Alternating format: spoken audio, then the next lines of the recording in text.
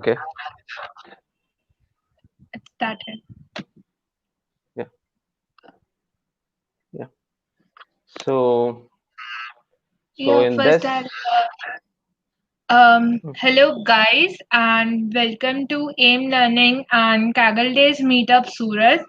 Today we have Shahul with us, who is a Kaggle Kernels Master Top 20 and he works as a freelancer data scientist.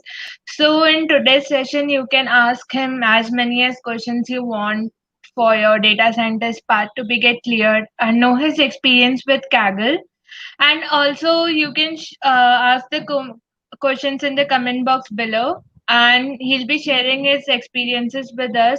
So, over to you, Shahul, for the next, and you can continue the hi. session. Thank you for coming and joining us this today. Yeah. Thanks for inviting me. So in this session, I like to take something in which my pathway to data science and my approach to the data science path. So I get so many messages from people in LinkedIn and Twitter to just tell me how to start on data science or how to like actually structure your way in data science and stuff. So I thought of telling that in this session so that people can actually start know what to learn data science and how to start your pathways and stuff. So this is my approach to data science. It may be different for different people. So I'm here sharing my pathway to data science. So I started learning data science when I was in novice in college, that is first year in my graduate college. So I started by learning actually Python. I didn't actually know about data science at that time. Data science hasn't been all this boom at that time. So I started learning data science then, and I started learning Python in my first year in college, and then I learned web scraping, which is the way in which you extract information from web pages. And then I actually started getting attracted to this whole data field, and then I learned about data analytics and stuff. So in data analytics, you have many things to learn. Like you have like this, all these you have to learn about all these statistics and basics of statistics and statistics and so on. So I also then started reading books on statistics, which really helped me to build a good basic knowledge in statistics. So after reading books in statistics and stuff, I got a good basic knowledge in statistics. Then I actually moved to doing data analysis in Python and studied about different data analytics method and exploratory data analysis, which is used to do data analysis. Okay, this is a process of doing data analysis in Python or R. So after all these, I heard about the platform Kaggle. Then I was pretty attracted to it and joined Kaggle. So after joining Kaggle, I after joining Kaggle. Kaggle, I started meeting so many great people all over the world, and after that, I slowly started learning more about data science, data analytics, machine learning, and all. First, I went on with the data analytics and did so many notebooks and did projects on data analysis only, like exclusive for data analysis, so that I get that concept thoroughly. I practiced data analysis for like 4 months or so, 4 to 5 months at least, building many notebooks on the same, doing projects on data analysis, exclusively on data analysis. Then after learning in data analysis, what I did is that I moved from data analysis to slowly moved from data analysis to machine learning path, where we machine learning and data analysis, all this comes under as subsets in data science.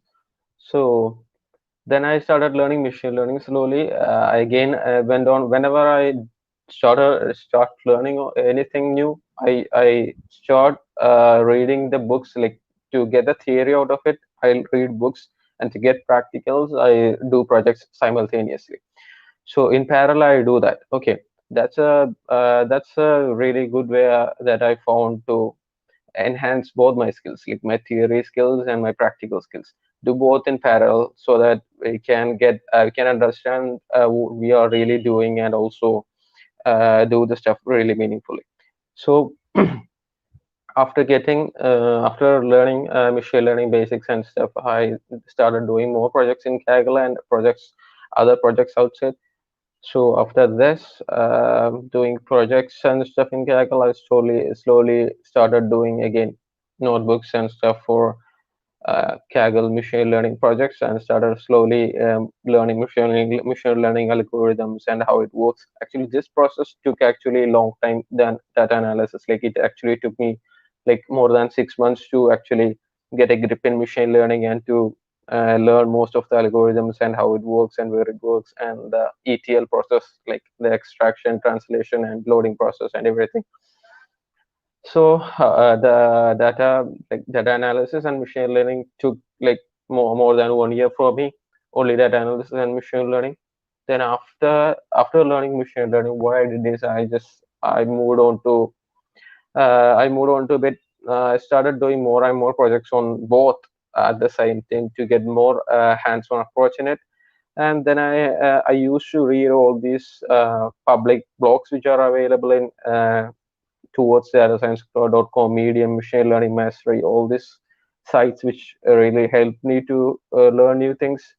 And I also did one or two specialization courses on machine data science exclusively to understand things more clearly. Okay.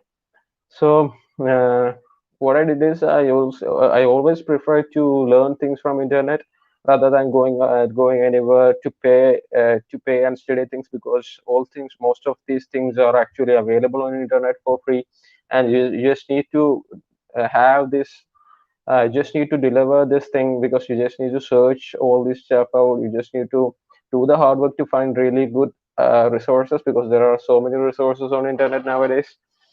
So that is a struggling part when it comes to finding good resources from the internet. Okay, so I slowly got up to that and found so many good resources on internet, and that was a good turning point, because you have to like the art of searching and querying things correctly on Google is really a powerful skill to have, because that's where you can get a lot of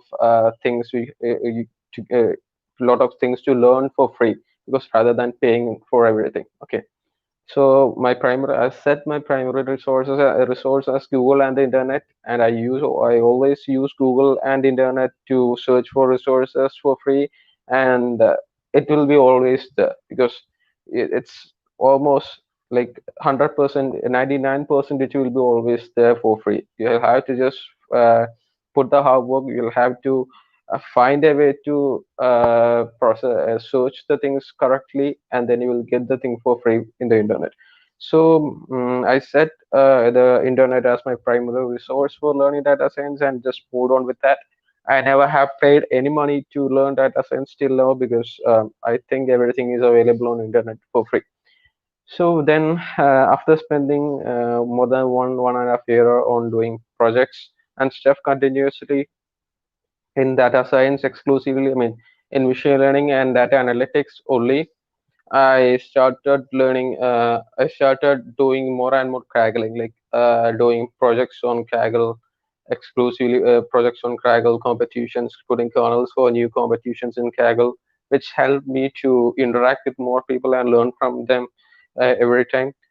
So after this learning session, after all this session, which whenever I see great people, like people with really good experience, I used to ping them on internet and ping them on LinkedIn, find them on LinkedIn, Twitter, or anything, and I used to ping them and talk to them, which really helped me to build community skills, and by talking to all these great people, I also knew about the state of the art tech things which are currently in use, and how to learn things and everything. So when you see, I mean, great people having like people having good experience on something, you can always find them on some social media platform these days, and you can just I mean, can just ping them on any of these platforms like LinkedIn or Twitter, and if they reply, you can just you can talk to them really humbly and find these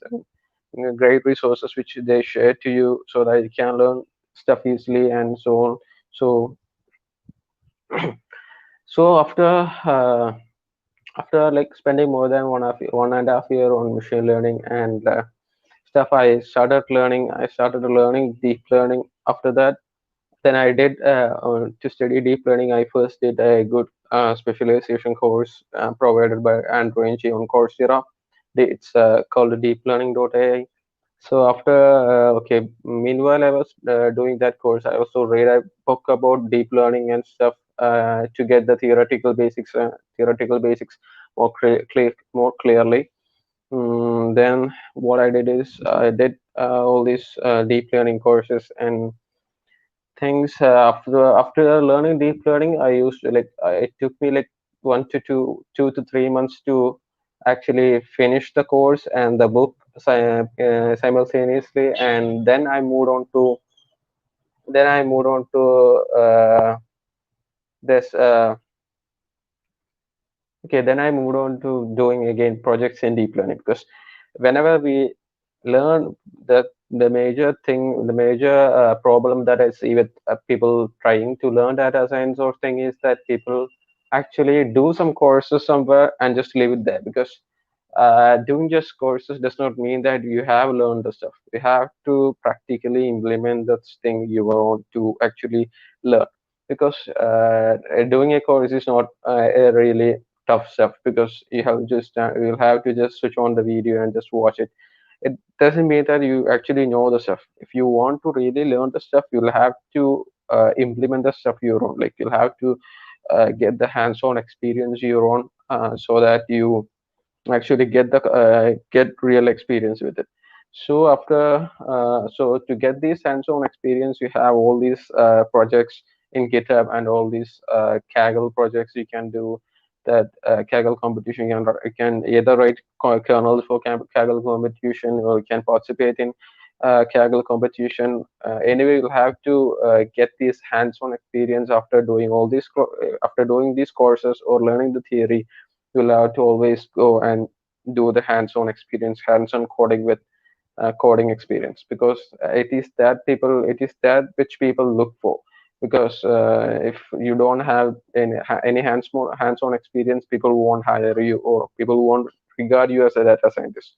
Okay, so Kaggle is a good site to get hands-on experience in data science, machine learning, and deep learning, or natural anything you like regarded to data science. So after learning doing this deep learning course, again I went to Kaggle and started doing projects in deep learning. There are many deep learning projects launched in Kaggle, either in computer vision or in natural language processing, or you can try deep learning in standard tabular data.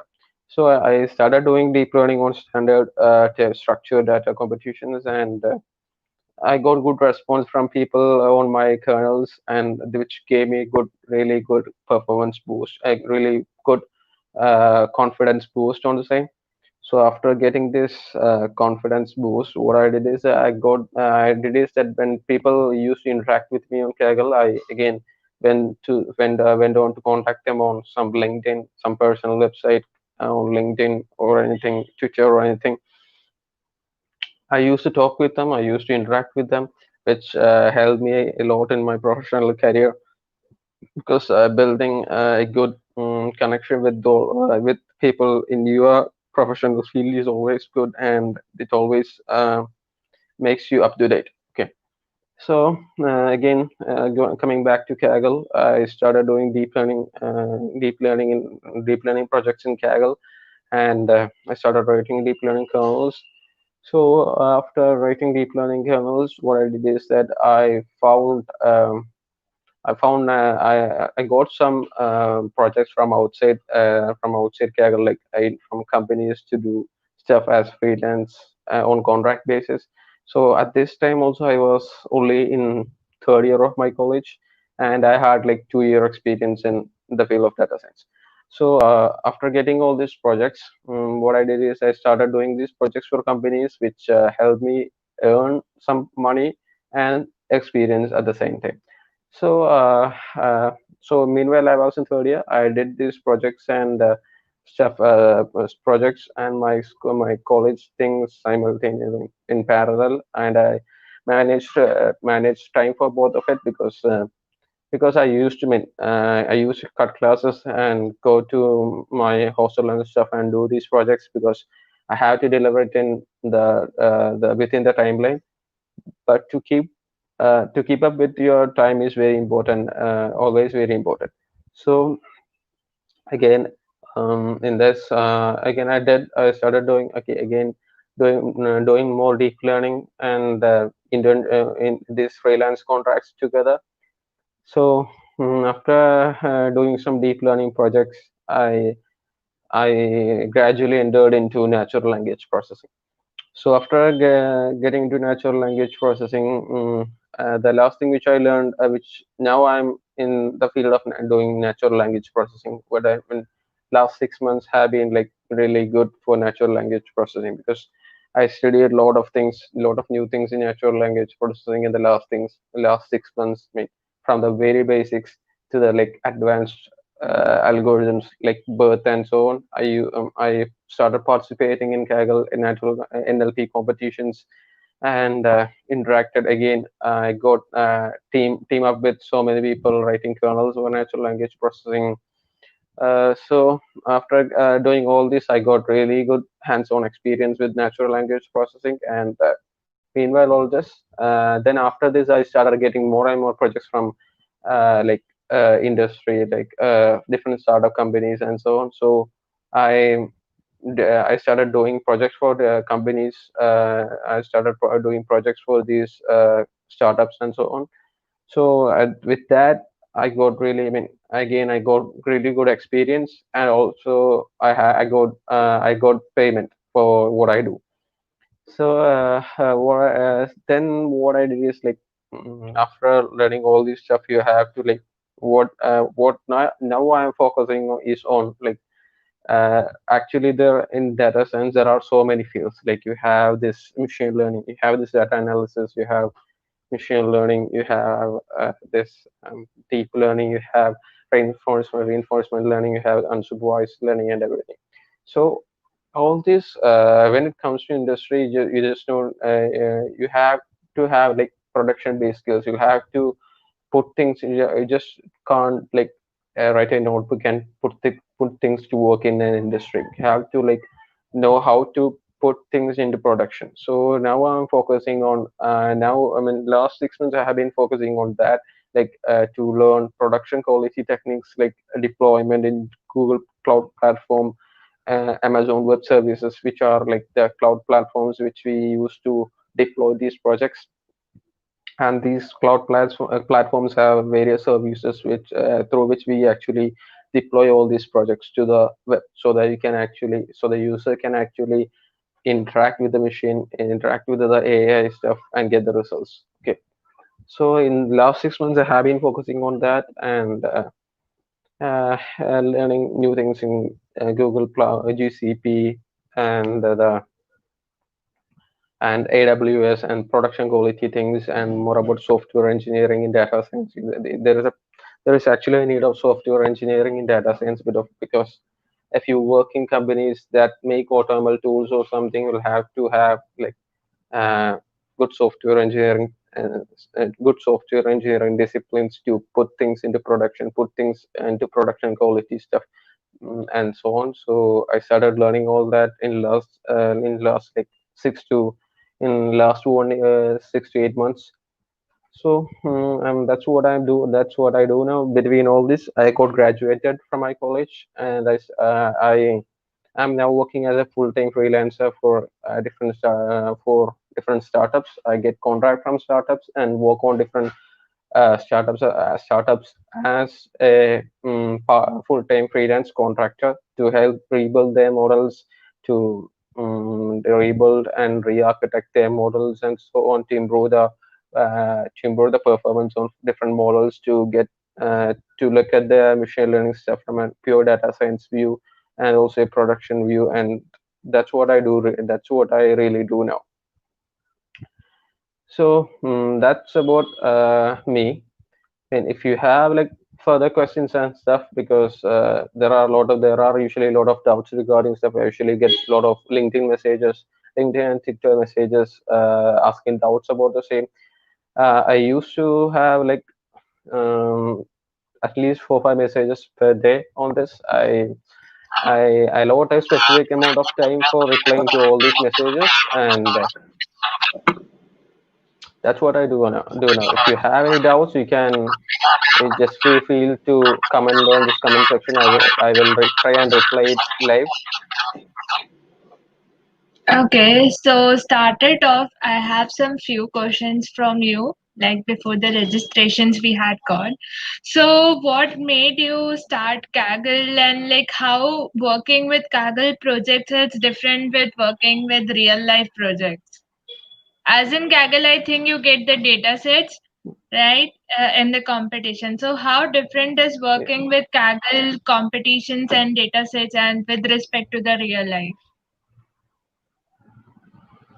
yeah, that's a very common question because working in Kaggle competitions and the data science in different industries is bit different. It can be very different according to the task you work on, because in Kaggle you have like a very clean and specific amount of data given to you. But when you work in industry, that's not the case, because all this data, if even though if your organization have all this data, it will be residing in some databases like PostgreSQL or some MongoDB or anything.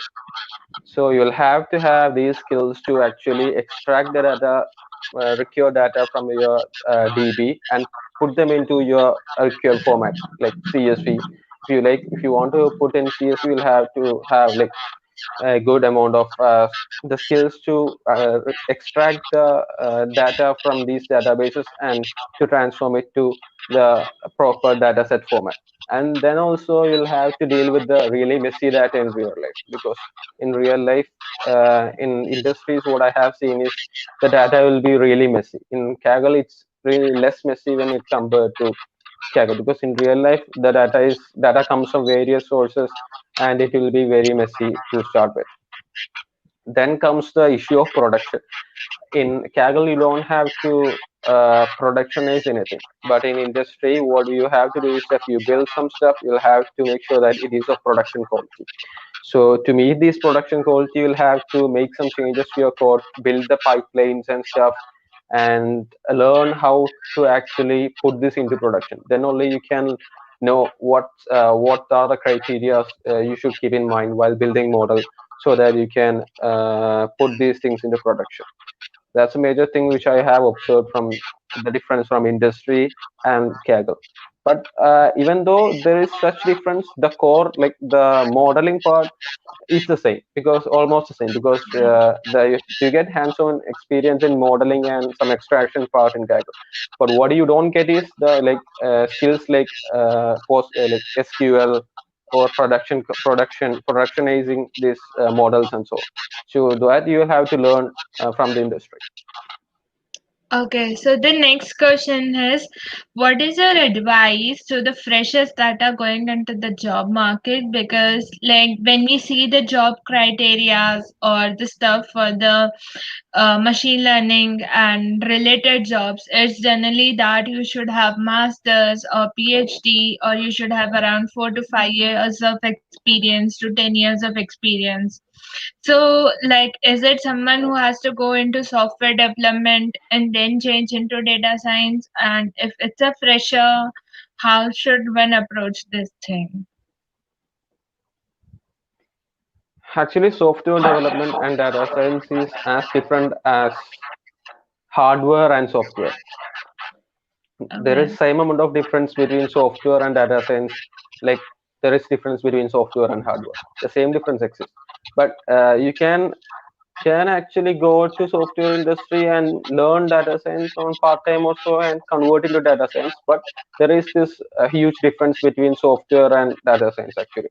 So regarding the requirements, companies usually have high requirements for the stuff, but when if you search for like junior data science roles or internship roles, the requirements will be a bit low. So which you can actually which you can actually get satisfied by like platforms like contributing to new platforms like Kaggle or open source machine learning projects. So that part actually can be actually can be done by using these kind of open source platforms. You can either contribute to some open source machine learning project, or you can actually contribute to Kaggle, and you can that with that you can show that you have actually hands-on experience in the field. That's a best way to that's the best way for a fresher to show that you have hands-on experience in the field. Okay. So, like, how do you advise to a fresher who is like his resume should be for the Kaggle, I mean, for the data science jobs? Like, people write they do have done projects, but they sometimes don't have this conceptual knowledge of the thing. So, how important do you think is to have this conceptual knowledge also, how a particular algorithm works and the mathematics behind it? Yeah, for that. Okay. To learn the theory part, you can actually either go on to, there are different, so many like good books available in the internet to learn this theory. Or what everyone must focus is whenever you have like, you lose some algorithm, you must understand how it works before you use that. Because that's very significant before using the actually implementing the tech, because all these algorithms are actually available online as a package. You don't have to actually know how it works. But when you implement the stuff, you have when you have to like tune the stuff further, you'll have to always think about how this thing works. You'll have to always understand how this thing works so that you can tune it correctly to get the required performance. So for that, you can you again use Google. There are so many articles in like blog sites like towards data science, medium, machine learning mastery, or you can go to some good books which is written on the theory about, which focuses on theory about data science, and read that simultaneously so that you understand the theory. And so the next question that I have for you is like, how does one as a beginner start on Kaggle? Like, there's so much on Kaggle, like the notebooks or like the competitions or the tutorials. So, how as a beginner, suppose I'm a beginner, so how do I start with Kaggle and contribute on Kaggle? I think for a beginner, it's best to start with notebooks Okay. and then slowly move on to competitions, because notebooks you can write freely and you can also get review from others through comment section. So if you enter to Okay. competitions at first, you'll have to have certain good amount of knowledge in data science. Otherwise, I don't advise entering the competitions at very first. Okay. So, like, if it's like the competitions, or like, okay, the next thing is the people are into research and it's in the deployment in real life. So, if someone is into research and someone is into deployment, how data science is different in these two aspects that is going on? Like people generally have this Yeah, fight key, whatever you research is not implementable in real life, like the yeah. real deployment, and they tell you don't know stuff. So how different these two departments work in data science? These two different sometimes they really that depends on really the organization you work with, because Okay. in some organizations the research and the implementation, the industry part work in hand to hand. But in some organizations which actually focus on real research, these two part of the industry really work very differently, because sometimes the things you research cannot be really implemented in real life in any like in next 10 years. But But if the organization is such huge that they are willing to actually pay for that research, you can work on research, because the research, the guys who work on this research actually should have really good knowledge about theory, the theoretical aspect of data science, whereas the people who work in industry should really have a good knowledge about the business and the application view of data science. That's where these two things really differ. And how much do you believe that data collection and cleaning is a very important step and aspect in the data science project or a pipeline or something? Like people generally tend to ignore that part. Like they think that Yeah, modeling is the most important part, but not the data cleaning and it's ve- data extracting. it's yeah, it's very unfortunate that people actually skip that part, because the what you should know is that when it comes to industry, the modeling part, exclusive the modeling part will only take up to less than 20% about the whole data science project. If you consider the whole data science project as a whole, the modeling part will be only like less than 20%.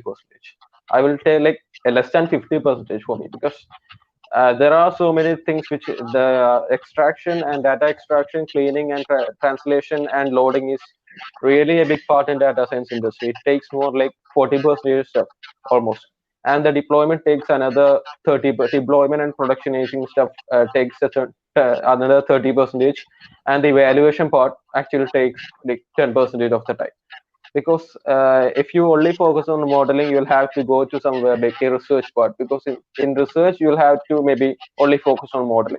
But when it comes to industry, the data science industry, you'll have to always focus on the extra ETL part, the extraction, translation and loading, because it's really important to the industry. Okay, so what is this one advice you would like to give to a someone who is just starting into data science? How he should start it off with either the coding, or if it's like he should start it off with machine learning and stuff. How he should approach if he's starting his career in data science? uh, in regard to starting the career in data science, what I think is that you should read and understand the theory and practice things in parallel, so that you get really a good grip of what you are doing. Because some people focus entirely on theory, and other focus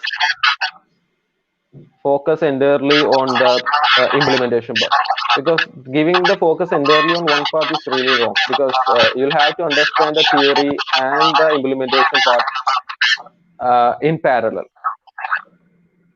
Okay. So, like any one funny experience you had while doing some data science thing, and you were like, oh, if I had done this, that would have been much better. We always actually feel about that, like we always actually feel something like that after we deploy a project, or after we do a part, because I think looking back to the projects after it is being deployed, or after it is being validated, is not I don't really look back to the projects if it is not improvable after closing the validation criteria or something. But the data science field as a whole is like really improving like each day, so that we can actually, if we implement something 2 months ago and look at the progress of the same field now, there you will always have some new stuff going on. So I think again if you are in industry, you'll have to like update the model like constantly to keep up with the current things. And you'll have to always update your knowledge and model at the same time, because that's what I do. And how much do you think that people divide data science into like computer vision or either NLP and stuff? So, like if someone wants to go into one of these fields, how you should figure out like which is of his interest, or how he should approach it, like if he wants to go into this or this thing. I think after, if you are into projects, I mean, yes, these two industries are really different, a bit different, but you have to have the basic understanding about deep learning or the theory you work on. And if you work on, like, if you are more interested in computer vision projects, you can actually prefer that over the other and do more like focus on more projects on the computer vision and be really good at that. I think focusing on everything does not really make sense, because it's really good to have basic knowledge in everything, but gradually you will develop that sort of liking to one of the fields, and you will know what to do. When you will, if you develop the liking towards one field, you can just go on to do more projects in that field and gain more experience in that. Okay. So, like the last question, any tips or something you want to give to our viewers and the people who are in data science or something? Any tip and any advice you want to give to them? Yeah, the advice which I always give to people is, you always focus both on theory and implementation part, because focusing either on this entirely makes it does not really make sense to this field, because you'll always have to understand both to really be really good at this. That's what I that's the advice which I give to newbies which comes to this field. Okay. So thank you so much, Sahul, for joining us today. And and I would like to tell our viewers that we are soon coming up with more meetups and other interesting meetings on Saturday and Sunday. So you can surely subscribe and stay tuned. On 29th August, we'll be having Denny, who is the founder of data science in Australia, and I hope it was a good session learning. So please subscribe and stay tuned to the channel for more interesting videos and stuff coming up soon. And thank you so much, Sahul, for spending your Sunday with us and interacting with our viewers and sharing your views. It was really a very good session having you. Thank you so much once again. And have a Thank great you. weekend, everyone. Thank you. Bye. See you. Okay, bye. So, viewers, please stay tuned for more interesting videos and the sessions coming ahead with you all. And we'll be bringing interesting things ahead soon with some talks and mentorship talks and some interesting meetups on this channel. So, please stay tuned and have a great weekend. Thank you.